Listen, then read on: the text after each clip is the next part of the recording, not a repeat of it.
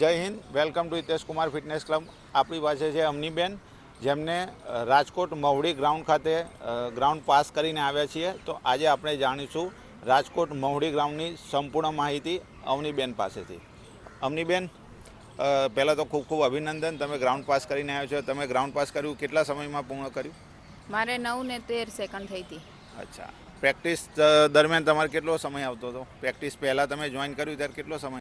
13 minute જેવું first time આવ્યો હતો મારે. હા હા. પછી ધીમે ધીમે અહીંયા ગ્રાઉન્ડમાં તમારા જોડે પ્રેક્ટિસમાં જોડાણી ત્યારથી મારે ધીમે ધીમે એક રાઉન્ડમાં સમય મારે ઘટતો ગયો અને ત્યાં મારે 9-13માં આરામથી પતી ગયું હતું. બરોબર છે, બરોબર.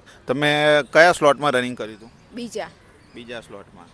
તમારે ત્યાં કેટલા લોકો પાસ થયા હતા બીજા સ્લોટમાં? બીજા સ્લોટમાં અમારામાં 200માંથી 120 છોકરીઓ જેવું પાસ થઈ હતી.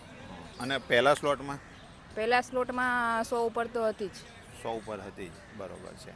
અને તમે એન્ટર થયા તો તમને કોઈ તકલીફ પડી ત્યાં ગ્રાઉન્ડમાં? ના, ત્યાં એવું કોઈ તકલીફ નથી, પણ સ્વેટર ને એવું ઠંડીના કારણે છે ને આપણને પહેરવા નથી દેતા. એમ કે બહાર છેક સુધી નહીં લઈ જવા દે, ગ્રાઉન્ડ સુધી બહાર કઢાઈ દે, પણ ત્યાંથી હાથમાં લઈને અમને જ્યાં ટ્રેક ઉપર ઊભા રાખેલા હોય ને ત્યાં અંદરની સાઈડ મૂકવાનું કહી દે, બાકી પહેરવા નથી દેતા. પહેરીને અંદર નથી. ચેસ્ટ નંબર આપે ને ત્યાર પછી જો તમારે સ્વેટર પહેરવું હોય તો પહેરીને રનિંગ કરવું હોય ને તો ચેસ્ટ નંબર ઉપર પહેરી લેવાનો. બાકી જો ચેસ્ટ નંબર પહેરવાનો જ હોય તો સ્વેટર કાઢી નાખવાનું. જો તમારે એમનામ રનિંગ કરવું હોય ને તો નહીં પહેરવાનું.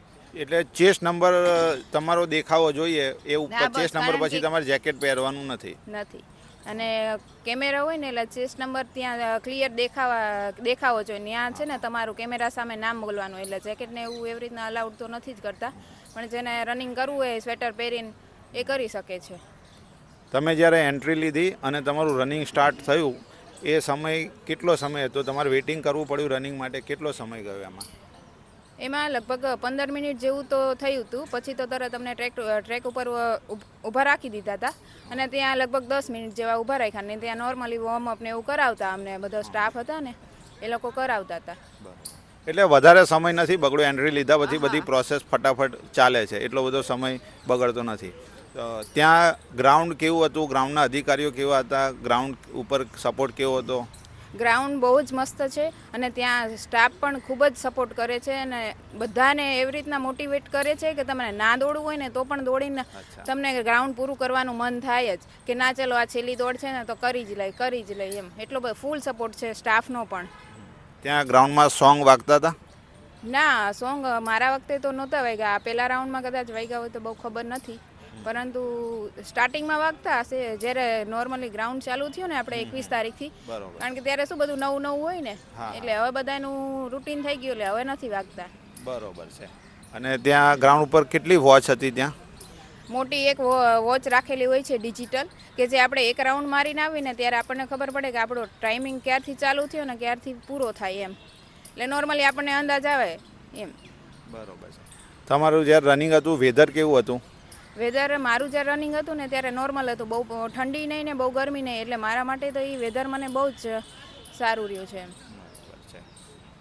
હવે પછી જે તમે સ્ટુડન્ટ આવવાના છે એમને તમે શું કહેવા માગો છો? કઈ બાબતોનું ધ્યાન રાખવું? રનિંગ કરવા જાય એ પહેલાં કઈ બાબતોનું ધ્યાન રાખવું?